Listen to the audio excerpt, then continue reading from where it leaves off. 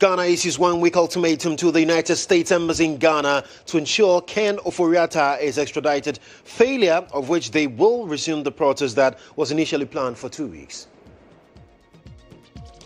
Also, Kennedy Japan's campaign team justifies his actions in a now viral video, insisting the NPP flag bearer hopeful only sought to subject the peace pact to further scrutiny.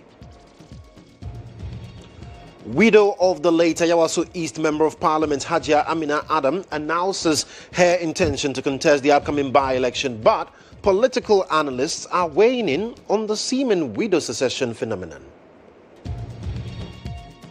Also, leading research and public policy think tank CATS International expresses concern over the recent increase in service charges by the National Identification Authority, describing it as inappropriate. And later on the international front, violence in South Africa forces families to leave homes.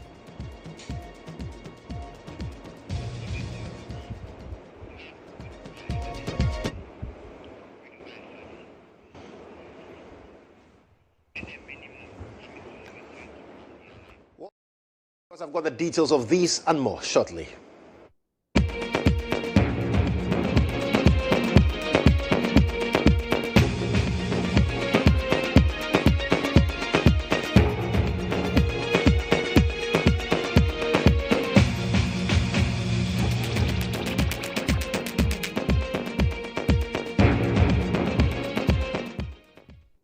Well, grateful for your company this morning. I am Joshua Kodjo Mensah. An Arise Ghana political pressure group has presented a formal petition to the authorities of the Embassy of the United States of America, demanding that the U.S. government deports former Finance Minister Ken Kuntunkununku Ofori-Atta to Ghana to face justice. According to the group, their decision was based on the 78 charges leveled against Ken Ofori-Atta by the OSP in respect of his tenure as the finance minister during the erstwhile Akufo-Addo administration. Arise Ghana had originally planned a 14-day protest, but after just 4 days, they've revised their protest processes, giving the U.S. authorities 1 week to act on their petition, or the group will resume the protest for the planned 2-week duration. Our compliments to the Embassy of the United States of America and have the honor to submit this petition for the Embassy's diplomatic consideration and assistance in a matter of significant public interest to the Republic of Ghana. Subject of the petition.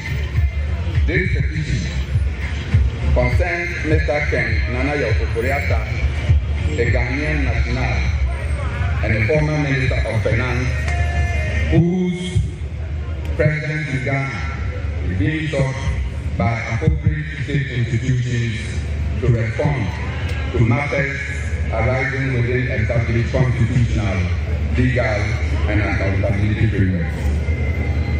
Commitment to due process and rule of law. This respect is guided neither by prejudice nor presumption of guilt, but by Ghana's enduring commitment to due process, transparency, accountability, and the rule of law as enshrined in this constitution and democratic practice. I wish MPP will get up one day and take it on stomach. They competed it. Over here, they sat down. They did not bring it. So they should not transfer their incompetence to anybody. They should not. They should not. After all, we know he has been committed. One of his accomplices was in jail. We want Ken to come and answer questions. The money that you are talking about is not some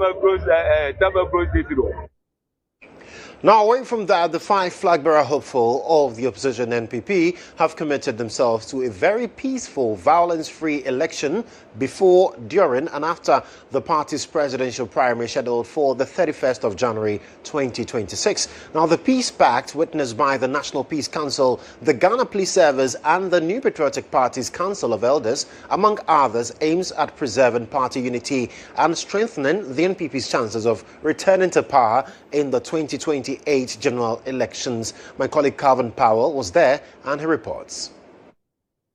The 5, Dr. Mahmoud Baumia, Dr. Yao Educhum, Dr. Brian Achampong, Kennedy Ajipong, and Engineer Kwabena Ajipong appended their signatures to the pact, signaling a collective commitment to peaceful conduct and internal cohesion throughout the primaries.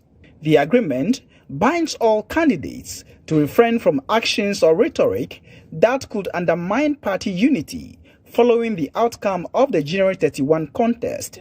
Former President Akufo-Addo, who addressed the gathering, urged the aspirants to place the party's collective interest above personal ambition. Let me be clear. The MPP is bigger than any individual. No ambition, grievance, or faction is greater than the elephant. Leadership contests must never weaken the collective cause. Unity is not optional.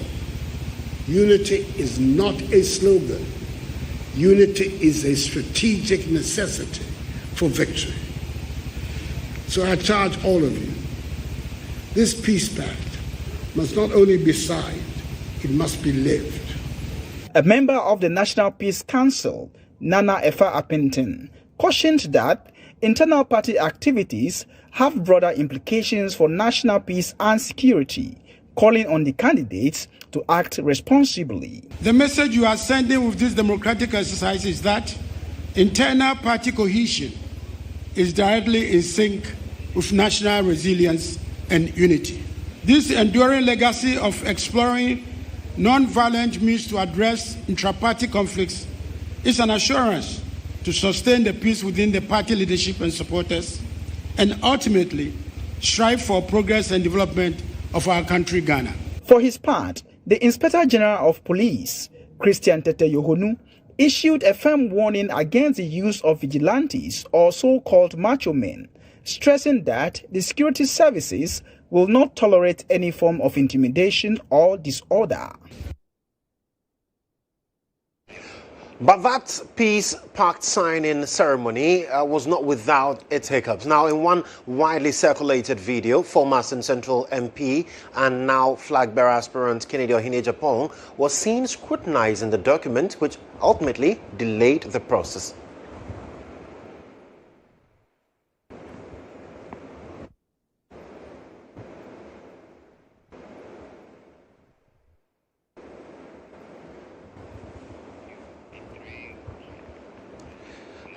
Well, this generated some brouhaha on social media, especially among the NPP, but his campaign has since moved quickly to douse the flames. Now, a member of the Kennedy Agyapong campaign team, Dr. Palgrave Boachet Dankwa, has come to his defense, explaining that the aspirant's actions were justified. Now, he insists Mr. Kennedy Ohene-Agyapong merely sought to subject the document to further scrutiny, alleging that it differed from an earlier version presented to all aspirants. Prior to the signing of the peace pact, the Presidential Elections Committee has shared a draft of that with all the aspirants, and we had perused it, and a clause was in there that all the voting that would be voted on 31st of January, all the collation processes, all the counting processes would be done in an open space and not an obscure place, only to arrive during the processes of the signing of the pact and reading through to ensure that what we had received earlier is the same content that we are signing to. Notice that that clause had been taken out. And so the incoming flag bearer of the New Patriotic Party, Kennedy Agyapong, drew the attention of the Presidential Elections Committee that there's a bit of an omission of what had already been sent to him. And I'm sure maybe to the rank and file of the rest of the aspirants. The chairman of the Presidential Elections Committee stated that they have made a public statement that all the electoral commissioners across the country would collate and count in an open space and a very transparent space, and results would not be accepted if it is done in an obscure place. And so that was clarified. And I think that it was important that Kennedy was detailed enough to be able to recognize that this was an omission. And I'm not sure any of the... Meanwhile, flag bearer hopeful Kwabena Japan has struck a cautionary note, warning that reconciliation efforts after the January 31 flag bearer election may not be easy. I've stayed true to the principles of our party. So they need someone that Ghanaians can look at and say, oh, they cannot blame him for what happened. And this is someone that we knew in Kufuor's time, distinguished himself as press secretary and was the standard for communications in the presidency. Then they will be able to trust you and say, he's a doer. He's somebody who chases results and chases progress. And engineers, we are trained to be meticulous, because we don't take chances. Everything that you design, you have to build. And if there are any redundancies and faults and you are not careful, it can be tragic. So that is our training, and that kind of discipline I can bring to bear on the Ghanaian situation, because I think it's time for Ghana to be re-engineered back to prosperity, and that the trajectory that... Well, let's speak to Professor Dujemfi. He is a political analyst. Prof, thank you so much for joining us. So now the whole conversation has been how the NPP will be able to put itself together after January 31. Now, Kwabena Japan believes, for instance, that it's not going to be an easy process.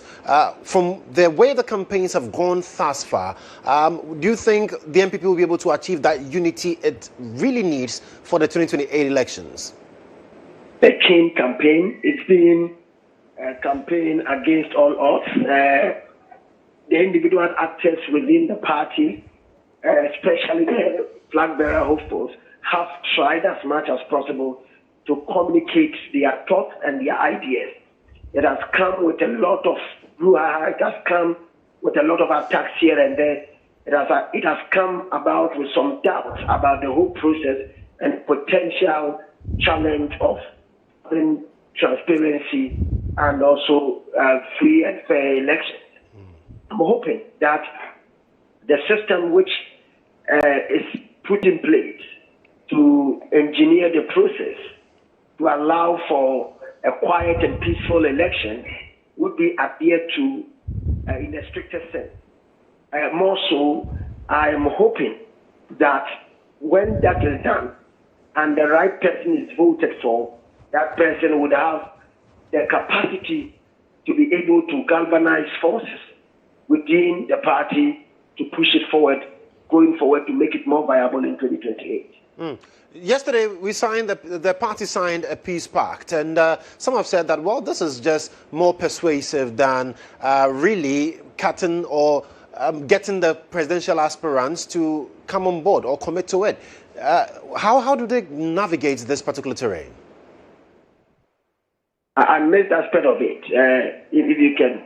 So I'm saying that the peace pact was signed. People say it's persuasive. It's not necessarily binding on the 5 individuals who are contesting. And I'm saying, how do we ensure some level of compliance to what was signed yesterday?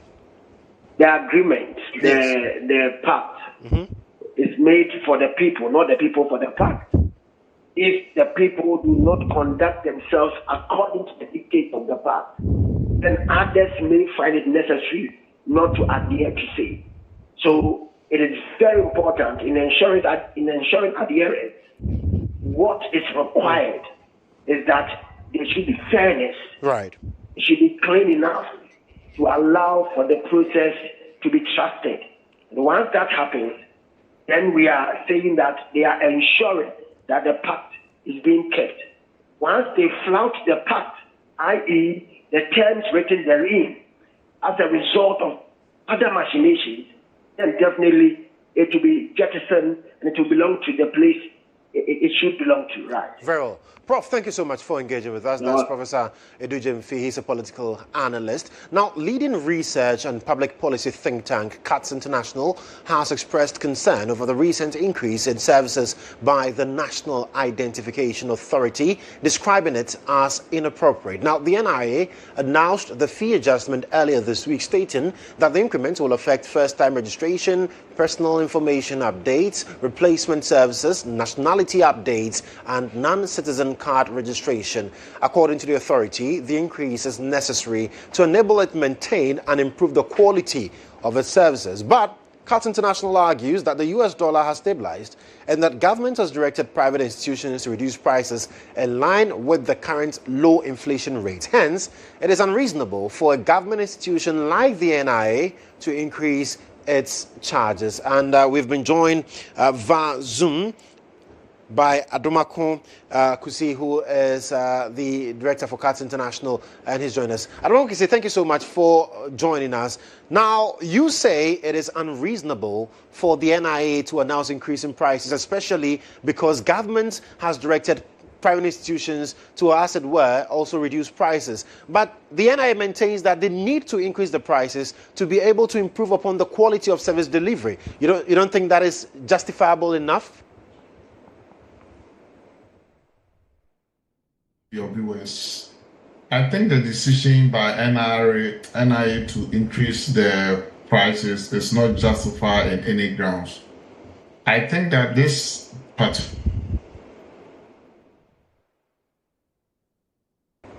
you would recall somewhere last year that the NIA said that they were going to make the Ghana card 5-year duration instead of 10-year duration. Mm-hmm.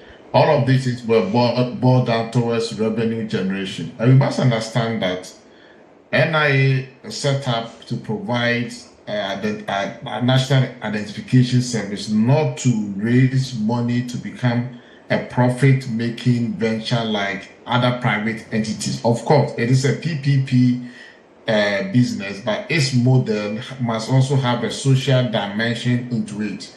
Now, number 2. The macro variables have been trending downwards. Inflation is less than 6% as of December 2025. And also the dollar has come down. Even by now, NI should even be reducing their tariff. Government has been everywhere. Just last Wednesday, the Honorable Trade Minister was giving her accountability to the media. And the government has been telling the private sector, Bosokai, Makola, Okashi, Kejitia, private sector operators to reduce their prices. And if in one end you are telling others to reduce their prices and you, the government, you are increasing your prices, at the time that prices should come down, then people will not trust even the variables that government is churning out as to whether the inflation rate is coming down. So government needs to do what is needful, and the NIA should not. I don't know whether Parliament even approved these fees, because in Ghana, all fees and charges that any public institution charges has to be approved by Parliament, and I don't know whether Parliament approved this thing. I am sure that NIA should be able to do what they are doing with the current tariff that was approved earlier on. And as it stands now, we've not heard from the NIA on when indeed they are introducing these new charges. Parliament, we know, is not yet in session as it stands. So what then do we do when people go to the NIA and the fees, the price are increased? What do they do? What avenues available for people like that?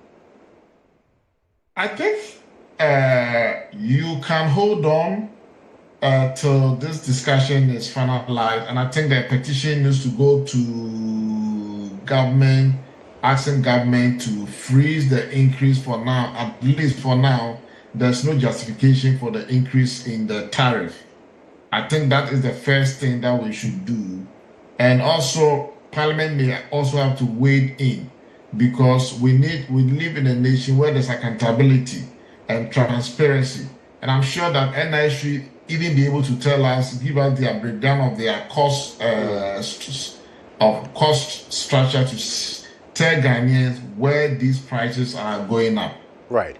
Well, Apia, thank you so much for your time. That's Apia Kusi Adomako, is the West African Regional Director of CATS International. To some partisan politics now, the widow of the late Ayawaso East Member of Parliament, Hajia Amina Adam, has declared her intention to contest the upcoming by-election, which was triggered by the passing of her husband, Mahama Nasa Toure. Now, the Electoral Commission on January 16 declared that a parliamentary by-election for the Ayawaso East constituency will be held on Tuesday, March 3, after the seat became vacant due to the passing of the legislator. In accordance with Article 1125 of the 1992 Constitution, the Commission is required to conduct a by-election to fill such vacancies. In a statement issued on Thursday, January 22, Hajia Amina Adam said her decision was influenced by calls from constituents, grassroots members and elders of the constituency to step into her late husband's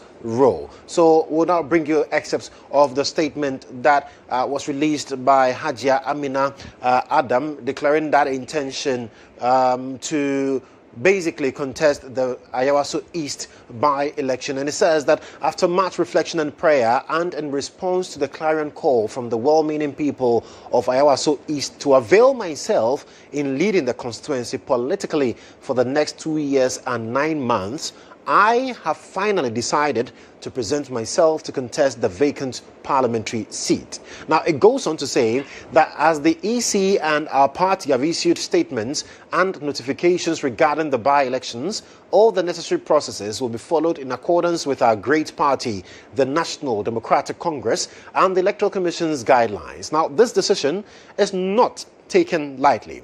It is driven by the desire to continue and improve on the good works, vision and selfless service my late husband rendered to the people of the constituency.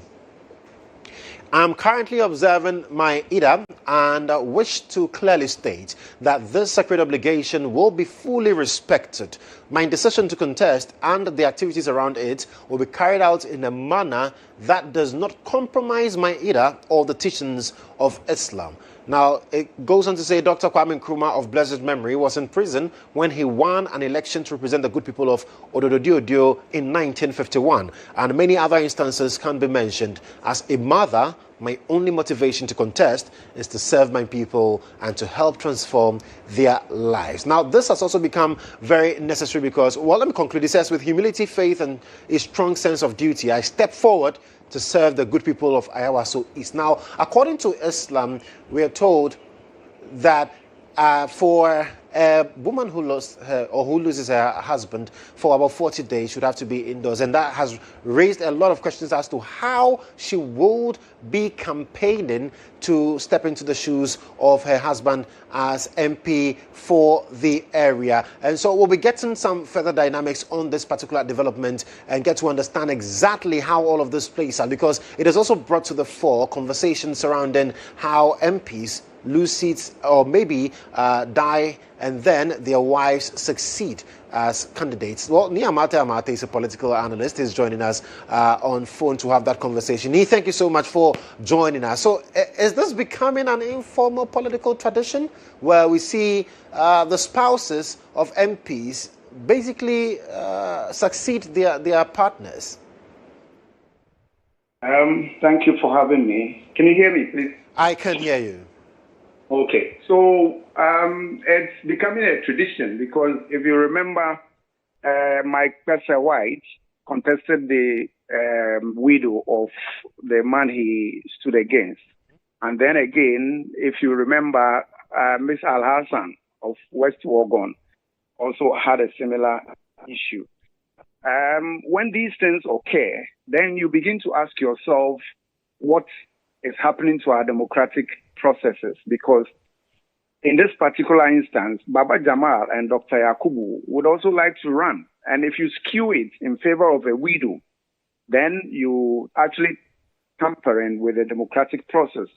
Then again, it is going to be seen as some kind of dynastic process. Why? So the husband would run. If the husband dies, the wife will come. If the wife dies, God forbid, then who? And that's another issue. But the question then again is, how competent is she? She might have contributed positively in the general elections of the 2024 that was won by the NDC. But you then ask yourself, what exactly was her key role? And what's her role in the party's activities? Okay, she might be familiar with the constituency issues. But again, what makes her feel that she's qualified? and how competent is she? Because when two people are playing the draft game, when you stand behind them, you see clearly what the plans are between them. But when you sit behind it, that's quite different. So she might be active in the roles that she might play in the party in general. Right. But, you know, when it comes to these thick of affairs, how competent is she? You know, and so those are the things that I heard you say she's going to observe the traditional rites as a Muslim vis-a-vis the, you know, period of the mourning for the husband. But again, what if that runs into the 31st January? The issue of Kwame Nkrumah winning an election in prison, I mean, it's quite a different ball game. So is she telling us she's going to sit in her room if the period of mourning has not expired so that people do the campaign for her? And these are the things. But again, I think the process should be allowed to run. Right. Everybody should be allowed to go through the primaries. That's why I want to come in. That does it really matter if the person ticks the competence box, ticks the qualification box? Does it matter the relationship with the former MP? What do you mean? I'm asking if the person ticks the competence box, ticks the qualification box, does the relationship with the MP matter at all? The former MP, well, I mean. the relationship, for me, does not matter. It is a general process, and everybody who feels competent should go through the process. If you qualify, then you also compete. Mm-hmm. They should not skew it in favor of the widows. I mean, what is it about the widows? Mm. We're doing the wrong thing. I think the process of democracy to be spelled out clearly for everybody. Right. So your concern is that the process should not be skewed in favor of the widow simply because of a relationship with the former MP. That's your point. Exactly so. Okay. Exactly so. What if the widow perhaps is not a Ghanaian, or the widow, God forbid, perhaps is suffering from some kind of paralysis?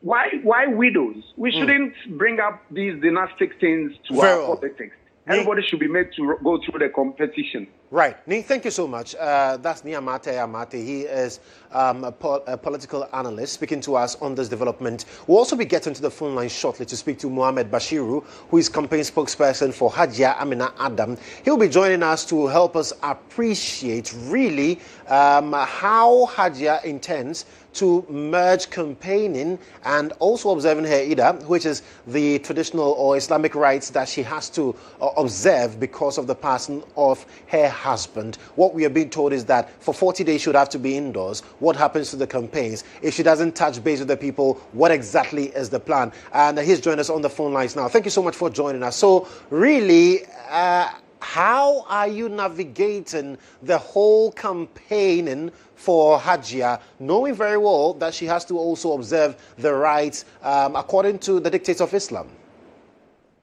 Thank you very much, my brother. I think Hajia, for all we know, her competency and contribution towards the community. And the people of the community have seen what she has done since the husband took over in 2012. Mm-hmm. So the people are the one calling her to come and continue the tenure of her husband. Right. It's not as if that, because she has done massively well for the community. She has contributed a lot to the community. And people can attest to what she has done for the people within the community. So they feel that, okay, we've seen what we can do, and we've seen the husband, what he has done.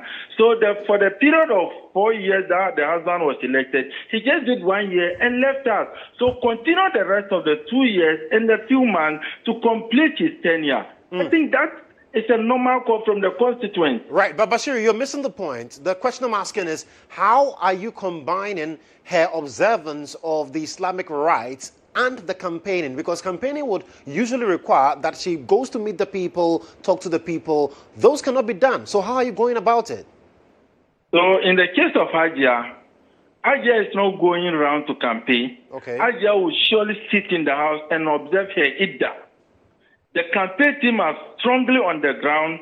We have ward campaign team, we have constituency campaign team on behalf of Hajia. And we have branch campaign team for Hajia. So Hajia will sit in the house. We are doing the work on her behalf. And the people are listening to us through her. So it's a normal campaign that we are doing. Right. But Bashir, don't you think that puts you at a disadvantage, considering the fact that the other contenders will be meeting the people, they'll be present with the people and also sharing their message with them? No, but you see, in politics, when people believe in you, they trust in what you can do. They don't need to see you before voting for you. Right. So, so the people within the community, they don't need to see Hajia or hear from her before they vote for her, because the message Hajia is bringing, we are rather bringing that message on behalf of Hajia. So you believe that it doesn't play to your disadvantage whatsoever? Hajia will win this election hands down. Believe me, the delegates are discerning and they know who is right to lead them. Because we are told that your party chairman in the constituency is also lacing his boots to contest. That is also not a problem for you? Well, that issue hasn't come to our attention. For now, what we are doing is focusing on Hajia's campaign team, and we are strongly on the ground campaigning for Hajia. Fantastic. Now, the question has also been, is Hajia contesting simply because she is widow to the former MP, or when it comes to competence, she's demonstrated enough in the constituency to warrant the vote of the people? Hajia is more than qualified and competent to contest and lead East Iowa. People don't really get closer to Hajia, so they don't know the kind of person Hajia is. Hajia has demonstrated that she can do it, and she really can do it very well. We in the community have seen what she has done within the past years, and we believe with her in the hands of affairs, East Iowa will get to a better place. Very well. Mohamed Bashir, thank you so much for speaking with us. He's spokesperson for Hajia Amina Adam, and they are very confident that they will be able to retain the seat for the family. But let's move on from there. The Bureau of GHOne Languages is urging stakeholders to make deliberate efforts to sponsor individuals to study local languages. Now, this is aimed at ensuring the availability of trained teachers for effective teaching of local languages in schools. Now, this comes after official endorsement of the Ahanta language into the national educational curriculum. Executive Secretary of the Bureau of GHOne Languages, Ebenezer Ahiato, says efforts such as sponsoring individuals to study local language education will help preserve Ghana's indigenous languages, preventing extinction. There has to be deliberate effort from all the major stakeholders. And I know some of the groups are doing that. They are sponsoring people to go and read their languages. Some are doing it. So for us as the Bureau, we respectfully would urge all Ghanaians, the major players, the stakeholders, to make a deliberate effort. You see, all of us are involved because we want to preserve our languages. So if we don't make the effort, because you see, at the end, if there are no teachers to handle the language, I'm sorry, nothing will happen. So let's come together. Let's call people, let's invite people to make sure we sponsor children. He points out that processes are underway to produce reading materials for the teaching of the Ahanta language in schools as the national education curriculum officially adopted it. Mr. Ahiato disclosed that the Bureau is engaging the Ghana Education Service and the National Council for Curriculum and Assessment to ensure the language is properly studied and examined within the school system. So the completion of the orthography is the first step. We are now going to have what we call the blueprint and proceed from there to develop the textbooks. So that is the first step, and that is the major one, because we are going to use that to develop reading materials for the kids. So for us as the Bureau, we are in charge of that. We've discussed everything with the Honorable MP. We'll proceed to do what I've just said to you. We are going to develop reading materials. And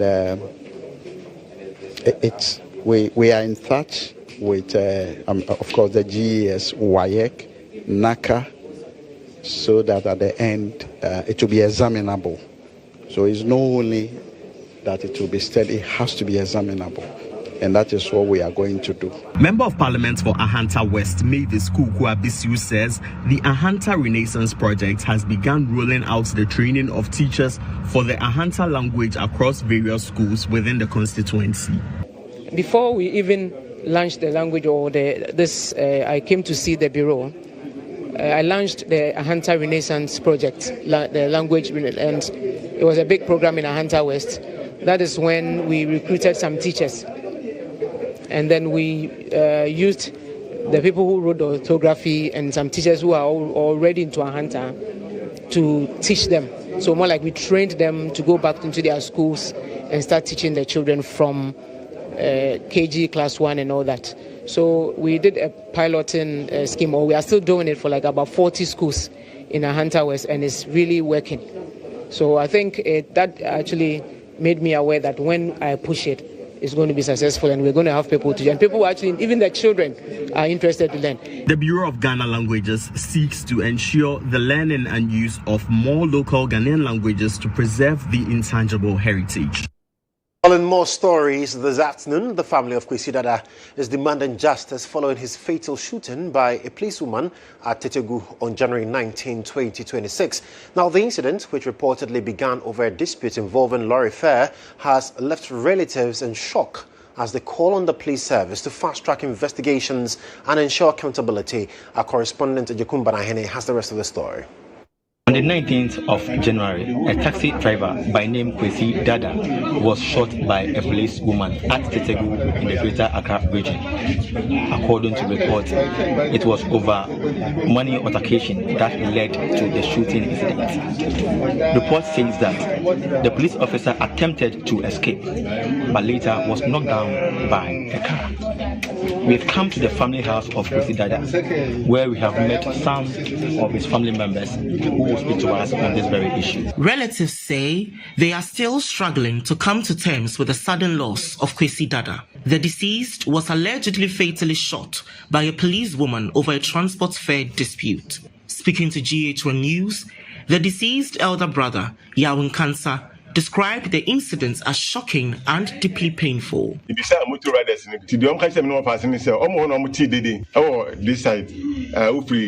Malam Jansen Kwakaswa. Omuti dede o hosa gidigidi. Tomuti ya omuti ya no so that side they woni chire kanisi. Tomuti asi tu na to pan. Tomuti se minu ane ne ge no kasa eye dede. Meye menya sine fama me fama wu ya. Tomuti asi tu na to pain. Tu na to pain no rice course etu ya tu there asemu. Dom rice course na minu ane da kai no ma ge ne pese udwane. Na omu chesi no omu chi no. Tomu chi no. Nti pom dom say kan na mu si police for na police post one across okwana ba abaji guy no ti no kan no e bet my no cresa e san si mi ni na no hobi nti no yentimi confirm say I am pa na say am penti guy ni na be kasi mi na ne take no enye no cre si no kan no cre sika ho na bi ombe omo sa chinje na ma sa okumunu ne ya sa. He says the family has not yet been allowed access to Kwesi Dada's body, a situation he describes as distressing and frustrating. The family insists they deserve clarity on what transpired and wants justice served without delay. Meanwhile, senior police officers have visited the family and assured them that investigations are ongoing.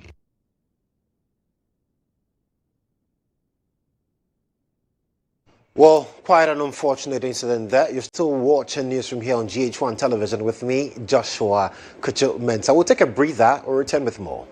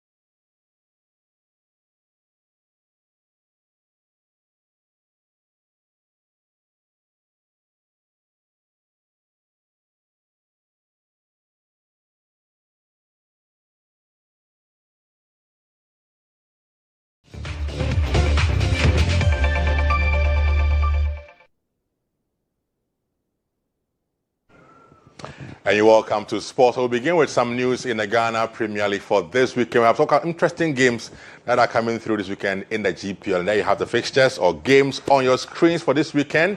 We first of all have got in a game tomorrow, 11 Wonders in action against Hasselfolk. It's the biggest game for the weekend. That's indeed tomorrow. Then on Sunday, Kodjo will be in action at home against Basake Holy Stars. Also, that game is going to be on TV. All Blacks take on Rihanna Stars in Suadru. Diama SC play against Karela also at 3 p.m. Bichim will welcome their opponent Heart of Lions also at 3 p.m. And Anafosu Diabo Park in Bichim.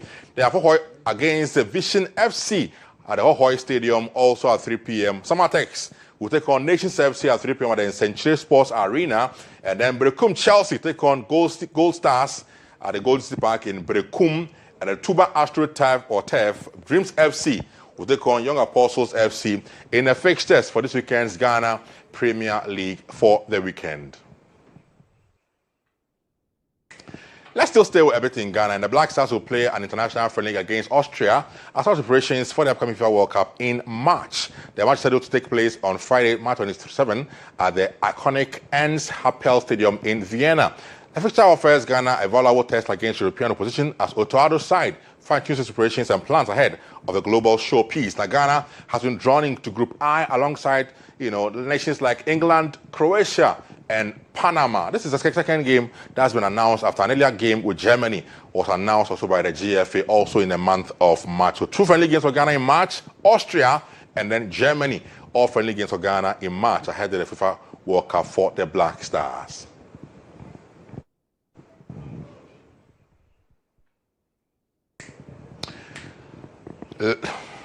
Let's still stay in some more stories here in Ghana. And obviously, it has to do with the Vice President who has paid a visit to Ghana's Sports and Recreation Ministry. That was yesterday, where he interacted with the minister and other persons who operate at the ministry. Let's take a listen to the Vice President, what he had to say, or she had to say, at the ministry when she met the Sports Minister and a team at the ministry. Happy to note the value you are attracting to our image as a country. Because sometimes, people get to know a country not so much because we developed the vaccine or we did this or that, but because of sports. So sports is very, very important for us. And so raising the image of our country, all of us, is very, very important for us. I mean, in your achievements is to ensure that there's security,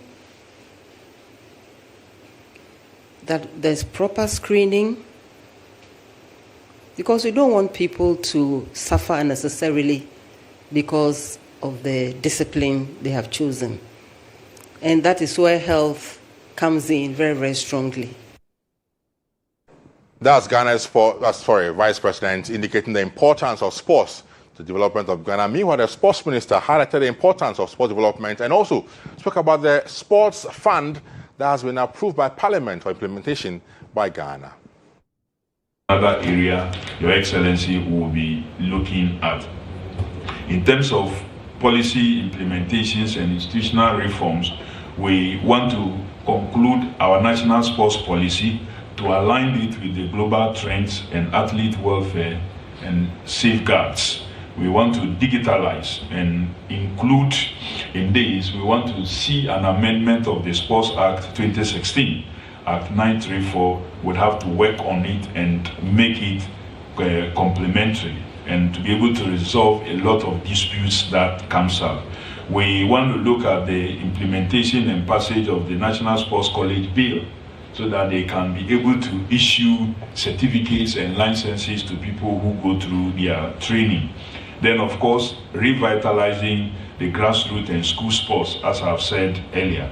Then operationalization of the Ghana Sports Fund is another area that we want to look at. And that should be it for us in sports. Up next, though, is GHOne.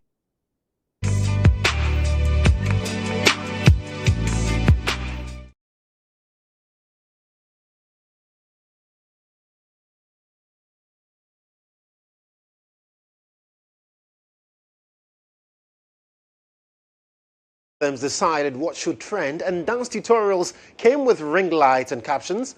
Ghanaians were already setting the pace. Now, moves were learned in schools, perfected at house parties, and premiered on TV music videos. From a Zonto wave that swept the nation to global crazes like the Harlem Shake, dance was our original social media, a language spoken with shoulders, feet, and pure swagger. Today, we take you back to the moves that once ruled timelines, campuses, and celebrations, and explore how they shaped a generation that learned to express itself long before the scroll.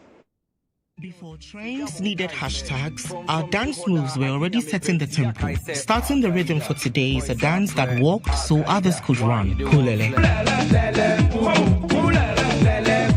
In the late 90s and early 2000s, Pulele wasn't just a dance, it was a statement. Lively, unapologetic, and full of flair, it moved from street corners into the national spotlight. At the heart of it all was the late Terry Bonchaka, whose electric energy turned Pulele into a cultural signature. Long before his untimely passing in 2003, Bonchaka ensured Pulele edged its name permanently into Ghana's Dance Hall of Fame.